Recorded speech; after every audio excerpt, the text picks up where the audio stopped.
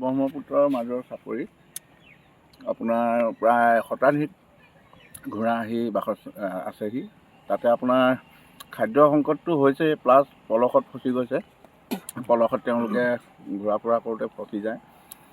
তাৰে এটাটো আপোনাৰ পোৱালি এটা সেইদিনাখন মৃত্যুমুখতে পৰিলে, আৰু এজনী মাক পোৱালি পানী খাবলৈ আহোঁতে মানে পোৱালিটো মৃত্যুমুখত পৰিলে পলসত ফচি। মাকজনীও প্ৰায় 2 দিনমান ফচি আছিলে। আমাক ইয়াৰে স্থানীয় মাছমৰীয়াসকলে খবৰ দিয়াৰ কাৰণে আমি গৈ মেলি উদ্ধাৰ কৰিলোঁ।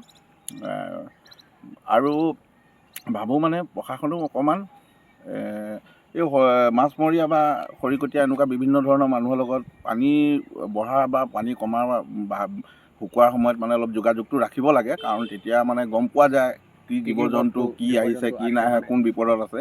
আৰু চব ধৰক বন্যপ্ৰাণী বেয়া লাগে ধৰক, আমি মানুহ হ'লেও ধৰকচোন জীৱ এটা যদি 2-3 দিন ফচি থাকে, খাবলৈ নাপায়, খাদ্য সংকট, পানী সংকট, আৰু সেইবাবে মানে আমি স্থানীয় বাসিন্দা হিচাপে গৈ উদ্ধাৰ কৰিলোঁগৈ।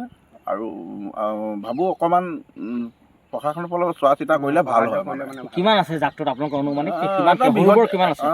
পোৱালি আছে, আৰু জাকটো দেখিছোঁ অলপ আমাৰ ইয়াত যিবিলাক আমাৰ লোকেলত যিবিলাক ঘূৰি ফুৰে সৰু সৰু মানে ঘোঁৰাবিলাক, সেইটো নহয়। এইটো মানে আপোনাৰ মই জনাত উঠি অহা ডিব্ৰু চৈখোৱাৰ পৰা অহা ঘোঁৰা হ'ব, বৃহৎ ঘোঁৰাটোহে।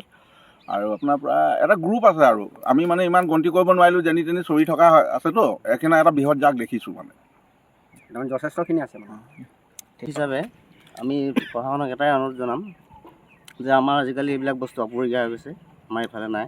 কিন্তু এইফালে আমি জনামতে ডিব্ৰু চৈখোৱাৰ পৰা অহা বুলি আমি গম পাইছোঁ বানপানী হেৰিয়ত। কিন্তু এতিয়া বহুত সিহঁতৰ খাদ্যৰ সংকট হৈছে, সিহঁতৰ স্বাস্থ্য অৱনতি হয়, মানে ভাল হ'ব লাগে অলপ।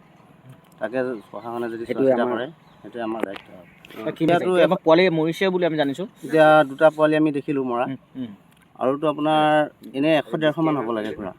বৰ বৃহৎ ঘোঁৰা খালী। তাৰ মই মানে ভিডিঅ' কৰি আনিছিলোঁ মোবাইলত, তেনেকৈ আপোনালোকে লাগিলে আমি দি দিব পাৰিম। আচ্ছা, কিবা বন বিভাগ বা কিবা প্ৰশাসনৰ লগত কিবা তেওঁলোকে আহিছে নেকি খা খবৰ কৰিবৰ কাৰণে? এতিয়ালৈকেতো আমি জনাততো এতিয়ালৈকে একো গম পোৱা নাই। আপোনালোকে কি বিচাৰিছে? আমিতো এতিয়া চৰকাৰক অনুৰোধ জনাইছোঁ, আৰু গাড়ী ভালে কুশলে খোৱা বোৱাৰ দায়িত্ব ল'ব লাগে।